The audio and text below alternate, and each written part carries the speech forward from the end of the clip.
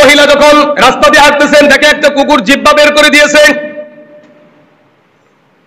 জিহ্বা বের করে দিয়ে বুঝাইতেছে, একটু ফোঁটা পানি যদি না পাই তাহলে আমি দুনিয়ার থেকে চলে যাব, আমার মৃত্যু হয়ে যাবে।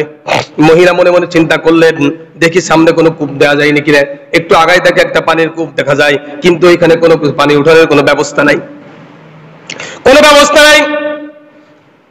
হাতে ছিল চামড়ার মোজা, পায়ে ছিল চামড়ার মোজা মহিলার। মনে মনে চিন্তা করলেন, কোনো উপায় নাই, কোনো উপায় নেই, পানি উঠানোর কোনো ব্যবস্থাই নাই। গায়ের যে উল্নাটা ছিল, উল্নাটা টেনে কয়েক টুকরা করলেন, কয়েক টুকরা করে একটা রশির মতন বানাইলেন। নিজের পায়ের ওই চামড়ার মোজাটা ওই রশির লগে, ওই কাপড়ের লগে বেঁধে তিনি যখন কূপের ভিতরে ছেড়ে দিলেন, কূপের ভিতরে ছেড়ে দেওয়ার কারণে কূপের ভিতরে পানির ভিতরে যায়, ওই মোজাটা, চামড়ার মোজা তো, ওর ভিতরে কিছু পানি চলে আসছে। গুনাহগার মহিলা সারা জীবন জিন্দেগিটা জিনার কাছে ব্যয় করেছে, শুধুমাত্র একটা ভালো কাজ করেছে, আল্লাহর মাখলুক, আল্লাহর সৃষ্টি জীব, তারপরে দয়া করেছে। কূপের থেকে পানি উঠাইয়া কুকুর যখন দিয়েছে, কুকুর খায়া তৃপ্ত হইয়া কুকুর চলে গেছে। মহিলাটা যখন বাড়ি চলে আসছে, ঘুমাইছে, রাতের বেলা স্বপ্ন দেখে মহিলারে, আল্লাহ পাক রব্বুল আলামিন তোমার আমলটাকে পছন্দ করে নিয়েছেন, আল্লাহ তাআলা থেকে তোমার জিন্দেগীর গুনাহগুলি মাফ করে দিয়েছেন, আল্লাহ তাআলা তোমার জন্য ঘোষণা করেছেন তুমি একজন জান্নাতি মহিলা। আমি যে আয়াতে কারিমাগুলো তেলাওয়াত করেছি, সূরাতুন নিসার 122 নম্বর আয়াত, সূরাতুল হুজুরাত 15 নম্বর আয়াত। এই আয়াতের ভিতরে আল্লাহ তাআলা এমন একটা সম্পদের কথা আমাদেরকে বলেছেন, যে সম্পদটা অনেক দামি সম্পদ। পৃথিবীতে টাকা পয়সা, ধন দৌলত না থাকলে স্বাভাবিকভাবে আমরা তাকে গরিব, অসহায় বলে থাকি। যার কাছে টাকা পয়সা, ধন দৌলত আছে তাকে আমরা ধনী ব্যক্তি বলি, বড়লোক বলি। অনুরূপভাবে আল্লাহ পাক রব্বুল আলামিনের কাছে এমন একটা জিনিস বান্দার কাছে থেকে চাইতেছে, বান্দার কাছে যেই জিনিসটা থাকলে আল্লাহ তাআলার কাছে ওই বান্দার দাম অনেক বেশি হয়ে যায়, তার নাম হলো ঈমান। আল্লাহ পাক রব্বুল আলামিনের কাছে ঈমানের দাম, ঈমানদারের দাম অনেক বেশি। এই জন্য রাসূল আরবি সাল্লাল্লাহু আলাইহি ওয়াসাল্লাম হাদিসে পাকের ভিতরে বর্ণনা করেছেন, একজন ঈমানদার যখন দুনিয়ার ভিতরে থাকবে, একজন ঈমানদার দুনিয়ায় থাকা অবস্থায় আল্লাহ পাক রব্বুল আলামিন এই দুনিয়াকে ধ্বংস করবে না। তার মানে এই দুনিয়ার ভিতরে আমরা যা কিছু দেখি সব কিছু মিলিয়ে যত দাম, একজন ঈমানদারের দাম তার থেকেও বেশি। আল্লাহ পাক রব্বুল আলামিন কোরআনের ভিতরে বা হাদিসে রাসূল পাক সাল্লাল্লাহু আলাইহি সাল্লামের বাণীর ভিতরে কোথাও বলা হয় নাই যে বাইতুল্লাহ যতদিন পৃথিবীর বুকে টিকে থাকবে, দুনিয়া ততদিন টিকে থাকবে, এই কথা বলা হয় নাই। তার মানে একজন ঈমানদারের দাম ওই কাবার থেকেও বেশি, একজন ঈমানদারের দাম আল্লাহ পাক রব্বুল আলামিনের কাছে কাবার থেকেও বেশি, একজন ঈমানদারের দাম আল্লাহ পাক রব্বুল আলামিনের কাছে এই জগৎ থেকেও বেশি। এই জন্য ঈমান এমন একটা সম্পদ, ঈমানবিহীন আমল আল্লাহর দরবারে গ্রহণযোগ্য নাই।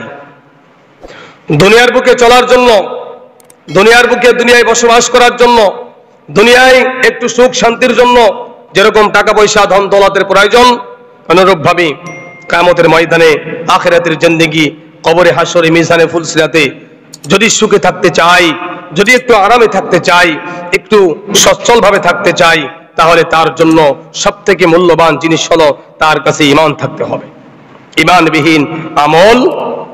ঈমানবিহীন আমল কোনো গ্রহণযোগ্য নয়। এই জন্য রাসূল আরবি সাল্লাল্লাহু আলাইহি ওয়াসাল্লাম বর্ণনা করেছেন যে ঈমান হলো এমন একটা সম্পদ, যার কাছে ঈমান আছে আল্লাহ পাক রব্বুল আলামিন তাকে এই দুনিয়ার থেকে 10 দুনিয়ার সমতুল্য একটা দুনিয়ার মতন জান্নাত আল্লাহ পাক রব্বুল আলামিন তাকে দান করবেন। সুবহানাল্লাহি ওয়া বিহামদিহি।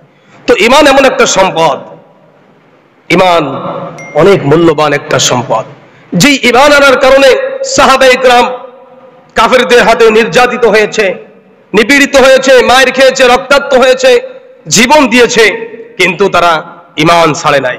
কারণ তাদের কাছে ঈমানের স্বাদ, যখন তারা ঈমানের স্বাদ পেয়ে গেছে, দুনিয়া তাদের কাছে তুচ্ছ মনে হচ্ছে। হযরত বিলাল হাবশী রাদিয়াল্লাহু তাআলা একজন গোলাম ছিলেন। তাকে যখন এরকম ভাবে আঘাতের পর আঘাত করতে লাগলো কাফের বেঈমানেরা, তো তার জবান দিয়ে শুধু আহাদ আহাদ আল্লাহ শব্দটা বের হচ্ছিলেন। আর বলা হচ্ছিল, বেলাল তুমি যদি আহাদকে ছেড়ে দাও, আল্লাহকে ছেড়ে দাও, মুহাম্মদ সাল্লাল্লাহু আলাইহি ওয়াসাল্লামের সঙ্গ তুমি যদি ছেড়ে দাও, তাহলে তোমাকে আমরা এরকম ভাবে ছেড়ে দিব, তোমাকে আমরা এরকম ভাবে ধন সম্পদ দিয়ে দিব, এরকম ভাবে তুমি এই দুনিয়ার ভিতরে সচ্ছল ভাবে থাকতে পারবে। তো বিলাল হাবশী রাদিয়াল্লাহু তাআলা তিনি বলেছিলেন, এই দুনিয়া আমার কাছে তুচ্ছ, যেই জিনিস আমি স্বাদ পেয়েছি এর কাছে এই দুনিয়া আমার কাছে কোনো মূল্যই নাই। এই জন্য ঈমান অনেক দামি জিনিস। ঈমান ছাড়া আমল কোনো গ্রহণযোগ্যতা নাই। রাসূল আরবি সাল্লাল্লাহু আলাইহি সাল্লামের প্রিয় চাচা আবু তালেব রাসূলকে সব দিক দিয়ে সাহায্য করেছেন। এমন কোন রাস্তা ছিল না যেই রাস্তায় তিনি সাহায্য করে নাই। কাফের বেঈমানেরা মুহাম্মদ রাসূলুল্লাহ সাল্লাল্লাহু আলাইহি সাল্লামকে মেরে ফেলার ষড়যন্ত্র করেছে। আবু তালেব বললেন, ভাতিজা কোনো চিন্তা করো না, তোমার চাচার শরীরে যতদিন পর্যন্ত এক বিন্দু পরিমাণ রক্ত থাকবে আমি তোমাকে কোনো কিছু হতে দিব না, তোমাকে কাফের বেঈমানেরা কেউ তোমাকে আঘাত করতে পারবে না। সব দিক দিয়ে সর্বরাস্তা দিয়ে তিনি ভাতিজাকে সাহায্য করেছেন, কিন্তু এই সাহায্যের কোনো মূল্য আল্লাহ পাক রব্বুল আলামিনের কাছে নাই, কারণ তার ভিতরে ঈমান ছিল না। ঈমানবিহীন আমল আল্লাহ পাক রব্বুল আলামিনের কাছে কোনো গ্রহণযোগ্যতা নাই। এই জন্য ঈমান হলো সবথেকে বড় সম্পদ। আল্লাহ পাক রব্বুল আলামিন বলেন, ওয়াল্লাযীনা আমানু ওয়া আমিলুস সালিহাতি সানুদখিলুহুম জান্নাতুন তাজরি মিন তাহতিহাল আনহার। যে ব্যক্তি আমি আল্লাহ পাক রব্বুল আলামিনের পরে ঈমান আনছে, ওয়া আমিলুস সালিহাত এবং ভালো কাজ করেছে, নেক আমল করেছে, সানুদখিলুহুম আমি তাকে এমন একটা জান্নাত দিব, জান্নাতিন তাজরি মিন তাহতিহাল আনহার, যেই জান্নাতের ভিতরে, যেই জান্নাতের তলদেশে প্রবাহিত থাকবে নহর। দেখেন, আমরা দুনিয়ায় বসবাস করি, সমস্ত মানুষ আমরা ঠান্ডাকে পছন্দ করি, ঠান্ডা হাওয়াটাকে আমরা সবসময় পছন্দ করি। তো যে এলাকাটা একটু পানি আছে, নদী আছে, দেখবেন ওই এলাকাটা সবসময় জন্য একটু ঠান্ডা থাকে। এই জন্য তাজরি মিন তাহতিহাল আনহার বলা হয়েছে, এই জন্য যে জান্নাত থাকবে নহরের উপরে, তলে থাকবে বরফের মতন শীতল করা পানি থাকবে, আর উপরে থাকবে সেই জান্নাত, আর ওই জান্নাতের ভিতরে অনেক আরাম থাকবে। তাহতিহাল আনহার খালিদিনা ফিহা আবাদা, এমন এক জান্নাতের ভিতরে তোমাদেরকে প্রবেশ করানো হবে, ওই জান্নাতের ভিতরে প্রবেশ করলে আর কখনোই তোমরা বের হতে চাবে না, তোমাদেরকে বের করা হবে না। ওয়াদাল্লাহি হাক্কা, আর এটা হলো আমার পরওয়ারদিগার রব্বুল আলামিনের ওয়াদা। তোমরা যদি আমি আল্লাহ তাআলার উপরে ঈমান আনো এবং ভালো কাজ করো, নেক আমল করো, তাহলে আমি আল্লাহ তাআলা তোমাদেরকে এমন একটা জান্নাতের ওয়াদা করতেছি। আর আমি আল্লাহ তাআলার ওয়াদা সত্য, আমি আল্লাহ তাআলার ওয়াদা কখনোই মিথ্যা হতে পারে না। ওয়াদাল্লাহি হাক্কা, আমি আল্লাহ তাআলার ওয়াদা সত্য। ওয়ামান আসদাকু মিনাল্লাহি ক্বালিলা, আরে আল্লাহ পাক রব্বুল আলামিনের থেকে সত্যবাদী আর তুমি কাকে পাইবে? অর্থাৎ পৃথিবীতে আল্লাহ পাক রব্বুল আলামিনের থেকে সত্যবাদী আর কাউকে তুমি পাবে না।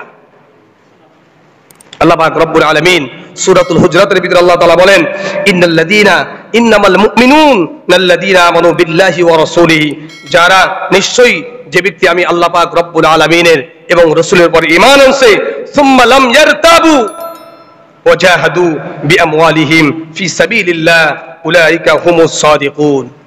এখানে আল্লাহ পাক রব্বুল আলামিন বলেছেন, ঈমান আনার পরে আল্লাহর রাস্তায় জিহাদ করে, নিজের মাল বিআমওয়ালিহিম ওয়া আনফুসিহিম, জান এবং মাল দিয়ে আল্লাহর রাস্তায় ফি সাবিলিল্লাহ, আল্লাহর রাস্তায় জিহাদ করে, উলাইকা হুমুস সাদিকুন, তারাই হলো পৃথিবীর বুকে সত্যবাদী। তো আল্লাহ পাক রব্বুল আলামিনের কাছে ঈমানের অনেক দাম। ঈমান অনেক বড় একটি সম্পদ। দুনিয়ার ভিতরে যেরকম টাকা পয়সা না হলে মানুষ চলতে পারে না, এই জগৎ থেকে যখন কবরের জগতে যাবে তখন থেকেই আপনার টাকা পয়সা অর্থাৎ নেক আমল ছাড়া আপনার কোনো গতি নাই। দুনিয়ার বুকে যেরকম টাকা পয়সা ছাড়া কারোর কোনো গতি নাই, এরকম ভাবে দুনিয়ার জিন্দেগিতে যখন কবর জিন্দেগি যাব, ওই কবরের জিন্দেগি থেকে শুরু হবে আপনার নেক আমলের। নেক আমল না থাকলে আপনার অবস্থা খুবই ভয়াবহ হবে। এই জন্য ঈমান অনেক দামি সম্পদ। আল্লাহ পাক রব্বুল আলামিন ঈমান আনার কারণে সাহাবায়ে কেরামদেরকে কাফের বেঈমানেরা অনেক অনেক নির্যাতন করেছে। আল্লাহ পাক রব্বুল আলামিন তার হাবিব রাসূল আরবি সাল্লাল্লাহু আলাইহি ওয়াসাল্লাম আম্মার ইবনে ইয়াসার রাদিয়াল্লাহু তাআলা এর ঘটনা তিনি উল্লেখ করেছেন। আম্মার ইবনে ইয়াসার তিনি যখন তার সম্প্রদায়, তার বংশের লোকেরা যখন কিছু লোক অর্থাৎ তার পরিবার পরিজন যখন মুসলমান হলেন, সবাইকে তারা মেরে ফেলছিল, তার মাকেও মেরে ফেলেছিল। তিনি আম্মার ইবনে ইয়াসার রাদিয়াল্লাহু তাআলা তিনি যখন ওমর ফারুক রাদিয়াল্লাহু তাআলা আনহুর জামানায় ওমর রাদিয়াল্লাহু তাআলা হযরত আম্মার ইবনে ইয়াসার রাদিয়াল্লাহু তাআলাকে ডাকলেন, আম্মার রে, তুমি ইসলাম গ্রহণ করার পরে কাফের বেঈমানেরা তোমার উপরে কি নির্যাতন করেছিল একটু আমাকে শোনাও। আম্মার ইবনে ইয়াসার রাদিয়াল্লাহু তাআলা কথা না শুনাইয়া তার কোমরের কাপড়টা উঁচু করে দেখাইলেন। কোমরের কাপড়টা উঁচু করে দেখাইলেন তো হযরত ওমর ফারুক রাদিয়াল্লাহু তাআলা চমকে গেলেন। এটা কি কোনো ওমর? এটা কোমর হতে পারে না। আম্মার ইবনে ইয়াসার রাদিয়াল্লাহু তাআলাকে বললেন, তোমার ইসলাম ধর্ম গ্রহণ করার পরে কাফের বেঈমানেরা তোমাকে যে নির্যাতন করেছিল সেই ঘটনাগুলি আমাদেরকে একটু শোনাও, যাতে করে আমাদের ভিতরে ঈমানের স্পৃহা বৃদ্ধি পায়। হযরত আম্মার ইবনে ইয়াসার রাদিয়াল্লাহু তাআলা তিনি বর্ণনা করেন, ইসলাম ধর্ম গ্রহণ করার পরে মুহাম্মদুর রাসূলুল্লাহ সাল্লাল্লাহু আলাইহি ওয়াসাল্লামকে নবী হিসেবে গ্রহণ করার কারণে, আল্লাহকে আল্লাহ বলে স্বীকার করার কারণে, আল্লাহকে রব বলে স্বীকার কারণে কাফের বেঈমানেরা আমার উপর নির্যাতন শুরু করে দিল। আমার হাতে পায়ে দড়ি বেঁধে আমাকে উত্তপ্ত বালুর ভিতরে আমাকে এরকম চিৎ করে শোয়ায় রাখতো, বুকের পরে ভারী একটা পাথর দিয়ে রাখতো। এমন ভাবে তারা আমাকে নির্যাতন করেছে আর বলেছে, আম্মার রে, তুমি যদি ইসলামকে ছেড়ে দাও, মুহাম্মাদের সঙ্গ যদি ছেড়ে দাও, তোমাকে আমরা ছেড়ে দিব। আম্মার ইবনে ইয়াসার রাদিয়াল্লাহু তাআলা তিনি বর্ণনা করেন, কাফের বেঈমানেরা যখন আমাকে নির্যাতন শুরু করে দিল, শুধু এমন নয়, আমরা দেখেছি লোহা যখন পোড়ানো হয়, লোহার ভিতরে লোহা পোড়ানোর জন্য কিছু কয়লা ব্যবহার করা হয়। ওই কয়লার ভিতরে আবার লোহাকে আগুন দেওয়া হয়। আগুন দেওয়ার পরে কয়লাগুলো আগুনে পরিণত হয়ে যায়। আর ওই আগুনের ভিতরে যখন লোহাটাকে ঢোকানো হয়, লোহাটাও কিন্তু কিছুক্ষণ পরে আবার আগুন হয়ে যায়। হযরত আম্মার ইবনে ইয়াসার রাদিয়াল্লাহু তাআলা বলেন, কাফের বেঈমানেরা তারা কি করছে, এরকম ভাবে আগুনের আঙ্গার লোহার ভিতরে আমাকে চিৎ করে শোয়াইয়া ওর পরে আমাকে যখন শোয়ানো হয়েছে আগুনের আঙ্গারের উপরে, তো আমার শরীরের চামড়া গলে গলে যখন একটু রক্ত বা অন্য কোনো কিছু পানি পড়ে পড়ে ওই আগুনটুকু লিবাইতো। এইভাবে আমাকে নির্যাতন করেছে আর বলেছে, আম্মার রে, তুমি যদি ইসলাম ধর্ম ছেড়ে দাও, ইসলামকে ছেড়ে দাও, মুহাম্মাদের সঙ্গ যদি তুমি ছেড়ে দাও, তাহলে আমরা তোমাকে ছেড়ে দিব। আমরা অনেক টাকা পয়সা দিয়ে তোমাকে এই মক্কার ভিতরে তোমাকে অনেক ধনট্ট ব্যক্তি বানিয়ে দিব। তারপরে আম্মার ইবনে ইয়াসার রাদিয়াল্লাহু তাআলা বলেন যে তারপরও আমি মুহাম্মাদের সঙ্গ ছাড়ি নাই, কারণ আমার কাছে দুনিয়া হয়েছে ওই সময় তুচ্ছ।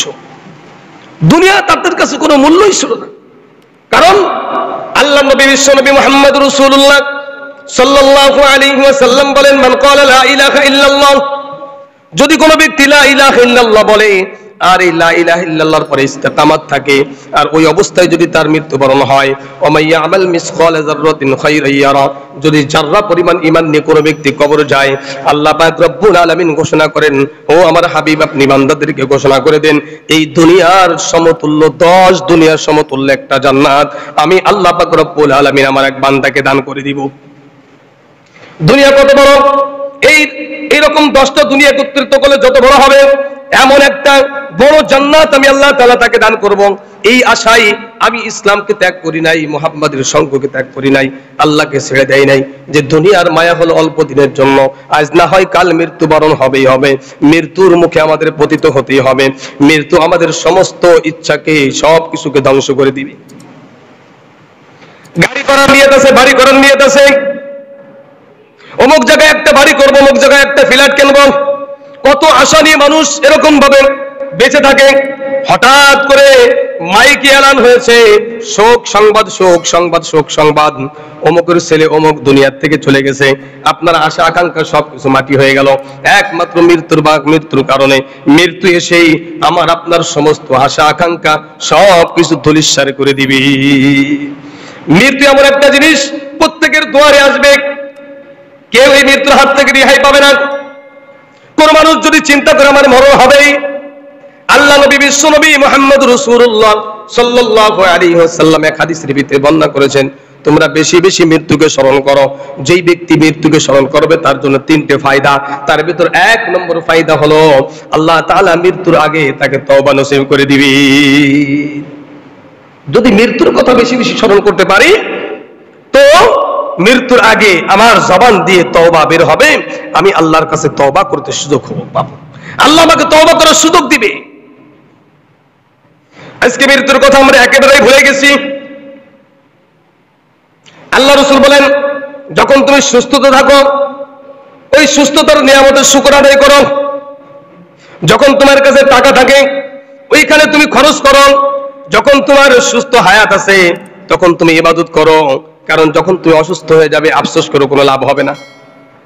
অনেক টাকা পয়সার মালিক আছে, খাইতে পারে না, শেষ পর্যন্ত না খেয়ে দুনিয়ার থেকে চলে গেছে। দুনিয়া কি জিনিস? দুনিয়া ক্ষণস্থায়ী, অল্প কয়েকদিনের জন্য। আর এই অল্প কয়েকদিনের দুনিয়া এসে আমরা মায়ায় জড়িয়ে গেছি। এই জন্য আল্লাহ তাআলা বলেন, ইয়া আইয়ুহাল ইনসানু মা গররাকা বিরাব্বিকাল কারীম। সন্তান যখন বাবা মাকে ছেড়ে অন্য কোথাও চলে যায় তখন এই বাবা মা সন্তানকে বলে, সন্তান রে, তোকে এত কষ্ট করে লালন পালন করলাম, আমি না খেয়ে তোকে খাওয়াইলাম, তোর জন্য কষ্ট করেছি, এত কিছু তোর জন্য করলাম, আজকে তুই আমাকে ছেড়ে চলে গেলি। একটা মায়ার সুরে কিন্তু তখন পিতামাতা আবেগ নিয়ে সন্তানকে বলে। আল্লাহ তাআলা বলতেছেন, ইয়া আইয়ুহাল ইনসান মা গররাকা বিরাব্বিকাল কারীম। হে মানুষেরা, সবকিছু তো আমি আল্লাহ দিয়েছি তোকে, কেউ কোন জিনিসে আমি আল্লাহ থেকে তোকে দূরে সরাই দিল? মায়ার সুরে বলতেছে আল্লাহ, ইয়া আইয়ুহাল ইনসান, হে মানুষ সম্প্রদায়, মা গররাকা বিরাব্বিকাল কারীম, কোন জিনিস আমি আল্লাহকে ভুলাই দিয়েছি তোকে? কোন জিনিসের কারণে তুমি আল্লাহকে ভুলে গেলে? তুমি কি আল্লাহর কথা একটু চিন্তা করলে না? যে সময় তুমি কিছুই বুঝতে না, কিছুই জানতা না, আরে তোমার তো অস্তিত্ব এই দুনিয়ায় ছিল না, আমি আল্লাহ তাআলা অস্তিত্ব আনছি। অস্তিত্ব আনার পরে আমি তোমাকে সুন্দর ভাবে তোমার চেহারাটাকে সুন্দর করে সাজাইছি, সুন্দরভাবে তোমার হাতটা দিয়েছি, সুন্দরভাবে তোমার পাওটা দিয়েছি। পায়ের জায়গা যদি আমি হাত দিতাম কেউ কোনো করা কিছু ছিল না, পায়ের জায়গা আমি যদি হাত দিয়ে দিতাম কেউ কোনো কিছু করার ছিল না, আমি দিতে পারতাম। কিন্তু না, আমি হাতের জায়গায় হাত দিয়েছি, পায়ের জায়গায় পাও দিয়েছি। চোখটাকে যদি আমি পিছনে দিয়ে দিতাম তাও পারতাম, তাও কিন্তু আমি দেই নাই। কানটা যদি আমি না দিতাম আমি পারতাম, তাও আমি দেই নাই। আমি কান দিয়েছি, সুন্দরভাবে তোকে সৃষ্টি করলাম, দুনিয়ার মুখ দেখলাম। তোর একটাই বলি ছিল দুনিয়া আসার পরে শুধুমাত্র কন্দন করা ছাড়া কোনো কথা বলতে পারতে না।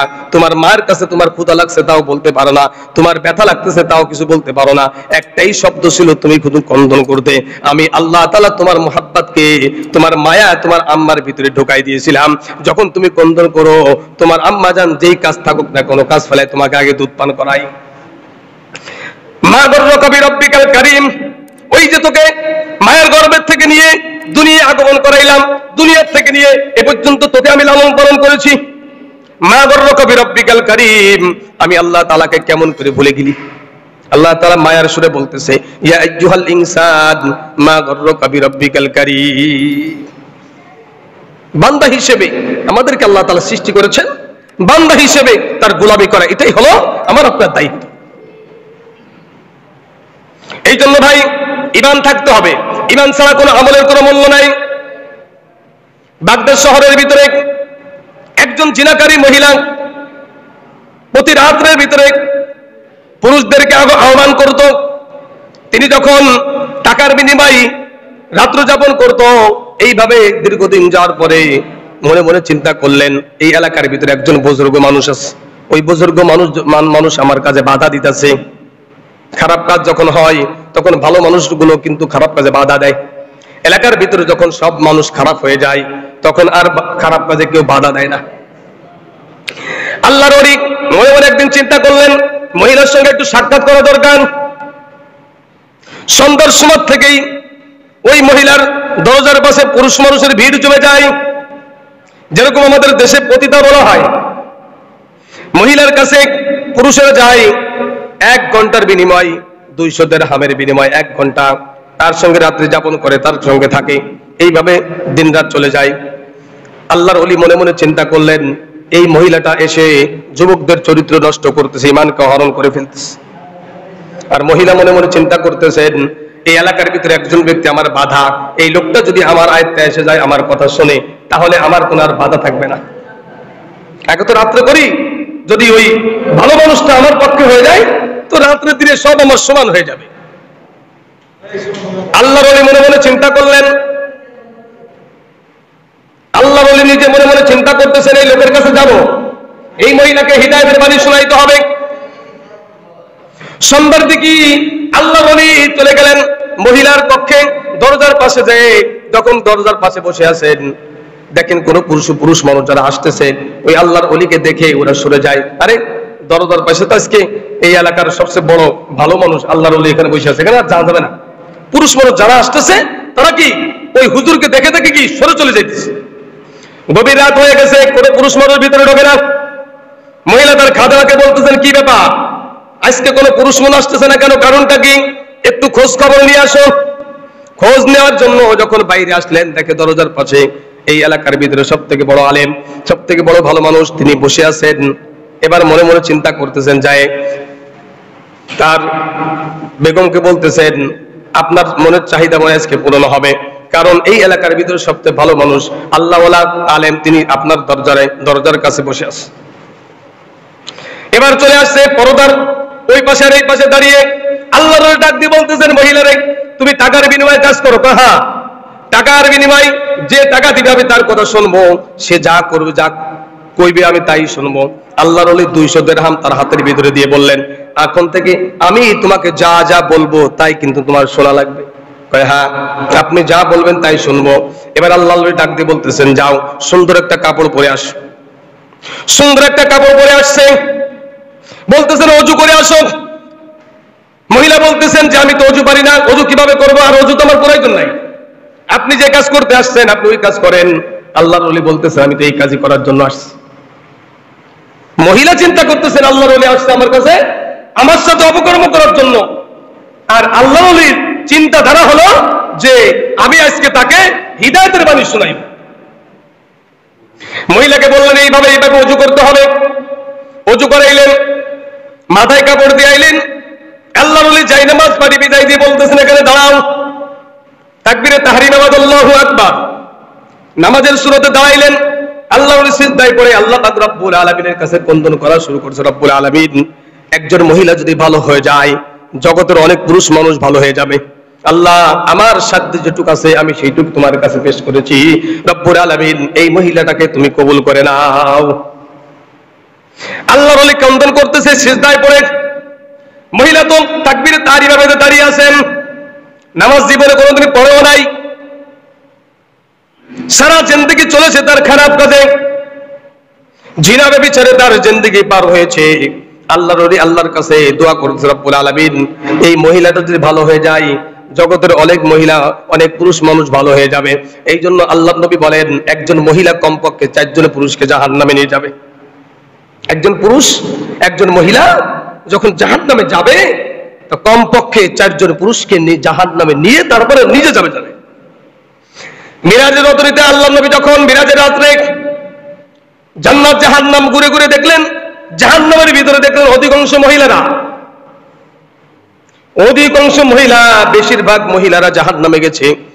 এই জন্য আল্লাহর নবী বলেন, একজন পুরুষ একজন মহিলা যখন জাহান্নামে যাবে, কমপক্ষে 4 জন পুরুষকে জাহান্নামে নিয়ে তারপরে নিয়ে যাবে জাহান্নামে।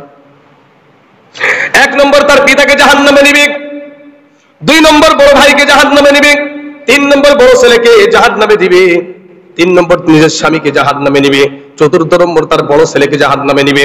একজন মহিলা যখন জাহান্নামে যাবে, তখন কমপক্ষে 4 জন পুরুষকে জাহান্নামে নিয়ে ওই মহিলা তারপরে নিজে জাহান্নামে যাবে।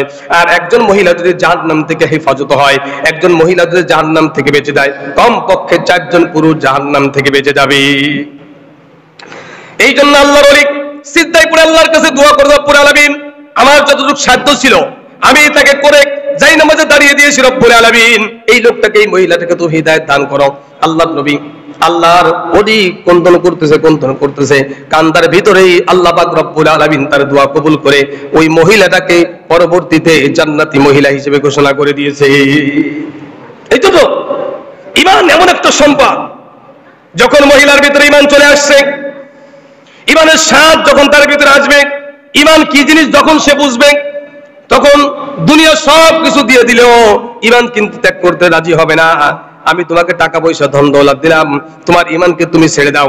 যখন সে ঈমানের স্বাদ পেয়ে যাবে, যখন তার আশা থাকবে আমার এইটুকু ঈমানের কারণে আমি কিয়ামতের ময়দানে নাজাত পেয়ে যাব, আর দুনিয়ার ভিতরে থাকলে আমি অনেক আরামে থাকব, তো ওই লোকটা জাহান্নামের ভয়ে ওই লোকটা ঈমানকে পরিত্যাগ করতে সাহস পাবে না। কিন্তু আজকে আমাদের দেশে আমাদের ভিতরে ঈমান না থাকার কারণে আমরা আজকে গুনার ভিতরে জড়িত হয়ে যাই। ঈমান কত দামি জিনিস।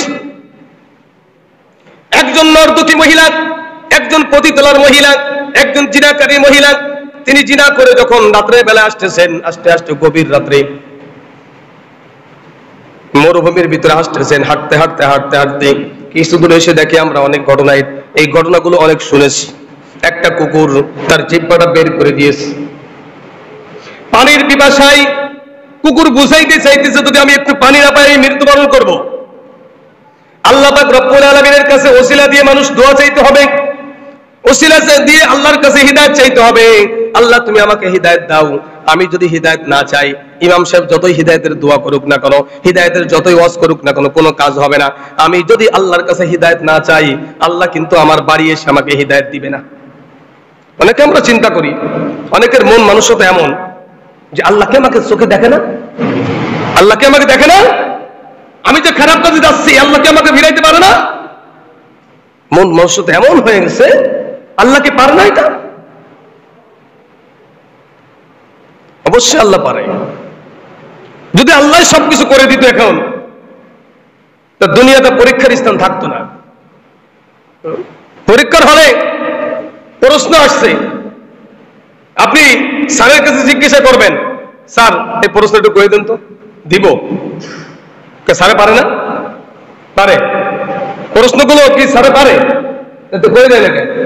করে দেন এই জন্য যে এটা হলো পরীক্ষার হল, এখানে করে দেওয়ার কোনো সুযোগ নাই, এখানে তোমাকে স্বাধীনতা দেওয়া হয়েছে।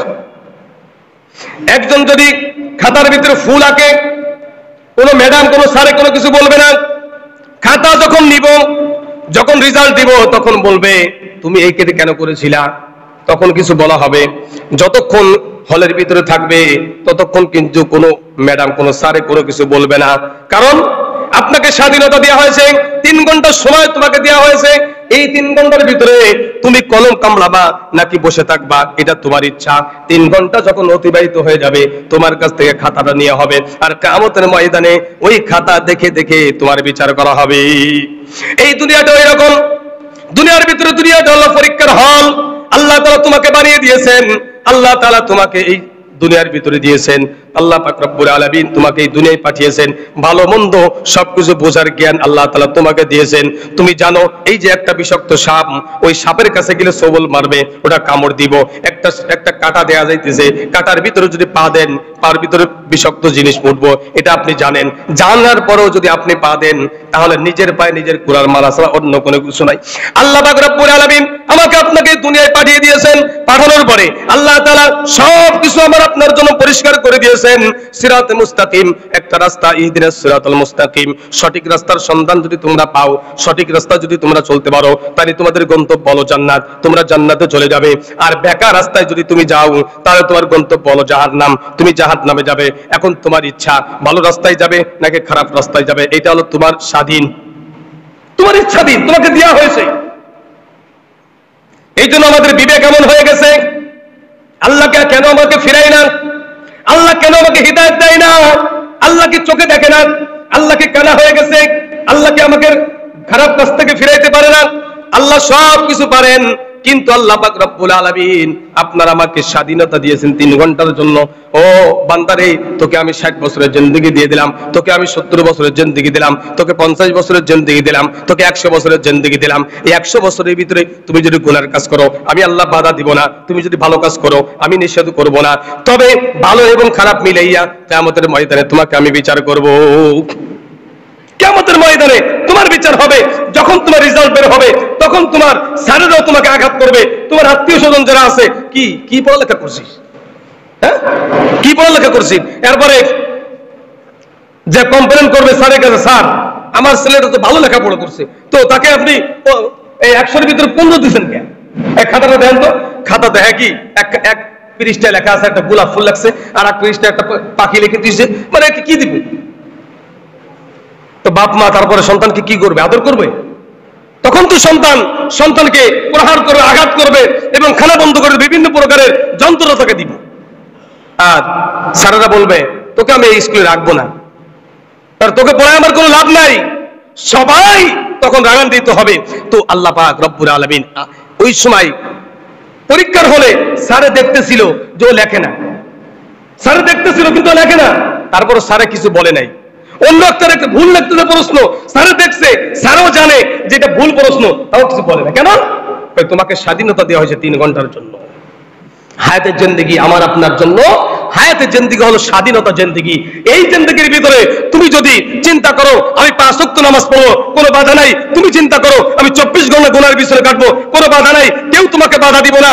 তোমার জিন্দেগি যখন পার হয়ে যাবে, রেজাল্টের সময় তোমাকে প্রহার করা হবে, তোমাকে আঘাত করা হবে, তোমাকে শাস্তি দেওয়া হবে, আল্লাহর জাহান্নামের আগুনে তোমাকে জ্বালানো হবে। এর আগে তোমাকে আল্লাহ কিছুই বলবে না। এই জন্য এই সেন্স আমাদের ভিতর থেকে সরাইতে হবে যে আল্লাহ কেন আমাকে দেখে না, আল্লাহ আমাকে হিদায়াত কেন দেয় না। আরে আমি তো হিদায়াত আল্লাহর কাছে চাই না, আল্লাহর কাছে চাইলে তো আল্লাহ দিব, আমি চাই না, কিভাবে আল্লাহ দিব? গভীর রাত্রে মহিলা যখন রাস্তা দিয়ে হাঁটতেছেন, দেখে একটা কুকুর জিহ্বা বের করে দিয়েছে, জিহ্বা বের করে দিয়ে বুঝাইতেছে একটু ফোঁটা পানি যদি না পাই তাহলে আমি দুনিয়ার থেকে চলে যাব, আমার মৃত্যু হয়ে যাবে। মহিলা মনে মনে চিন্তা করলেন, দেখি সামনে কোনো কূপ দেওয়া যায় নাকি। একটু আগায় দেখে একটা পানির কূপ দেখা যায়, কিন্তু এখানে কোনো পানি উঠানোর কোনো ব্যবস্থা নাই, কোনো ব্যবস্থা নাই। হাতে ছিল চামড়ার মোজা, পায়ে ছিল চামড়ার মোজা মহিলার। মনে মনে চিন্তা করলেন কোনো উপায় নাই, কোনো উপায় নেই, পানি উঠানোর কোনো ব্যবস্থাই নাই। গায়ের যে উল্নাটা ছিল, উল্নাটা টেনে কয়েক টুকরা করলেন, কয়েক টুকরা করে একটা রশির মতন বানাইলেন। নিজের পায়ের ওই চামড়ার মোজাটা ওই রশির লগে, ওই কাপড়ের লগে বেঁধে তিনি যখন কূপের ভিতরে ছেড়ে দিলেন, কূপের ভিতরে ছেড়ে দেওয়ার কারণে কূপের ভিতরে পানির ভিতরে যায়, ওই মোজাটা, চামড়ার মোজা তো, ওর ভিতরে কিছু পানি চলে আসছে।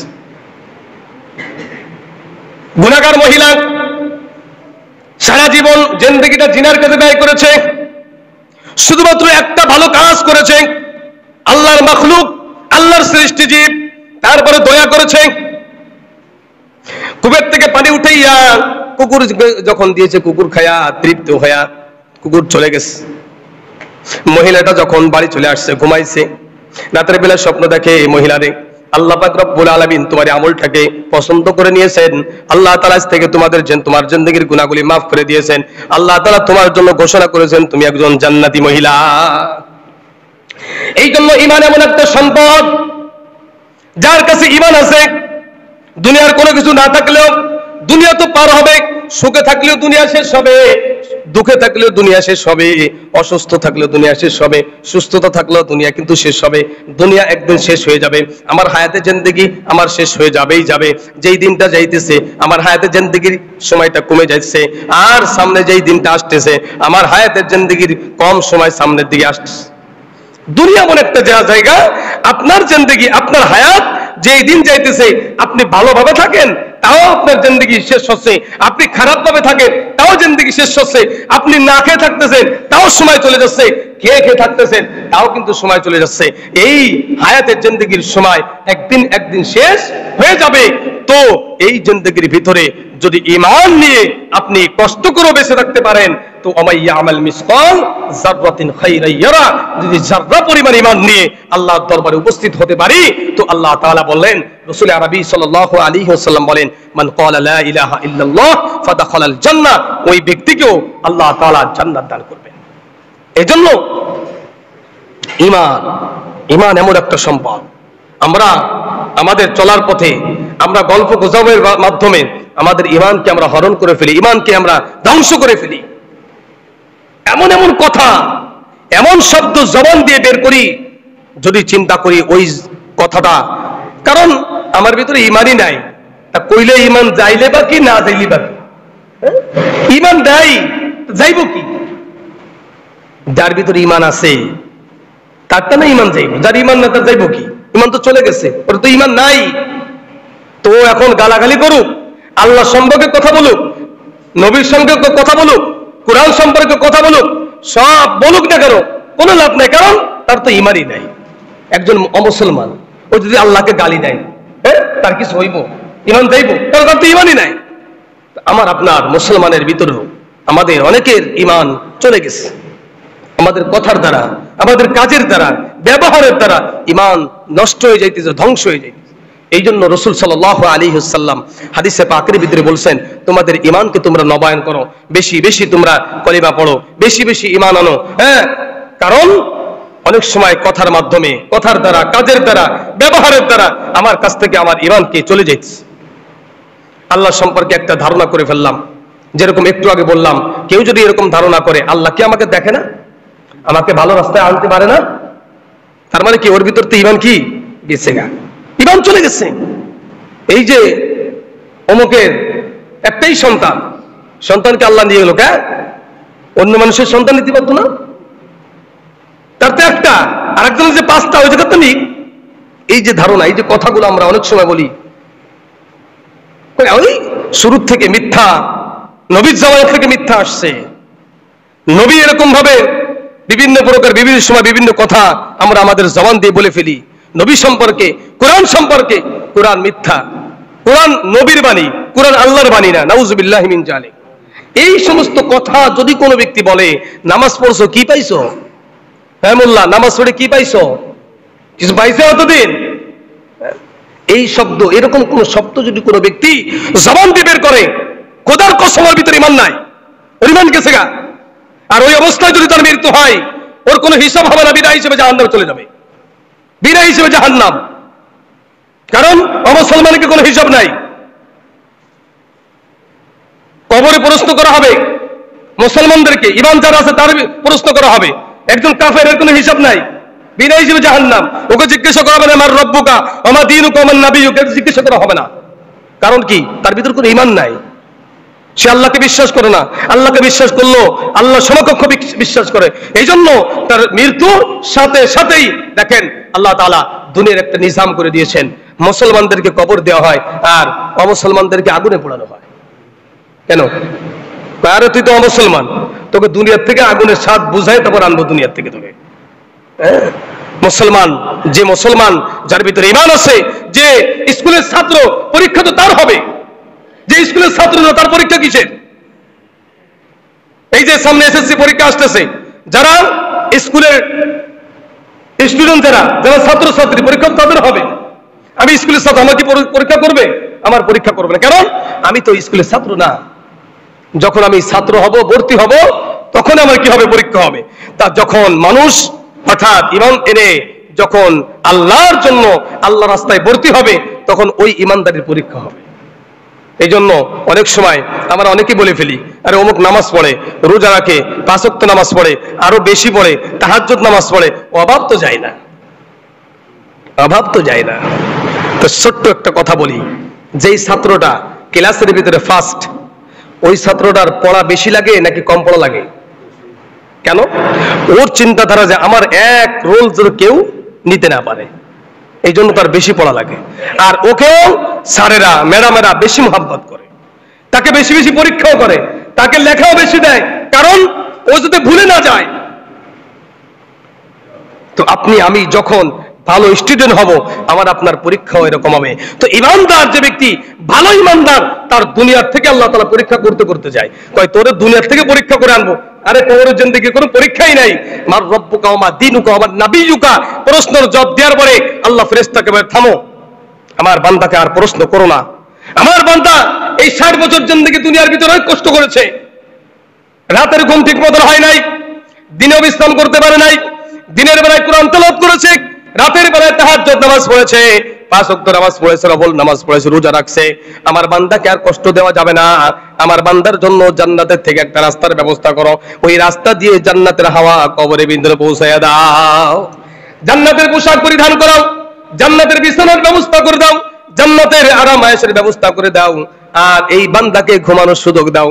ও দুনিয়ার মুসলমানেরা শোনো, ওই বান্দা যখন ঘুমাইবে, ওই বান্দা ঘুমাইবে কম পক্ষে 40,000 বছর পর্যন্ত ঘুমাইবে।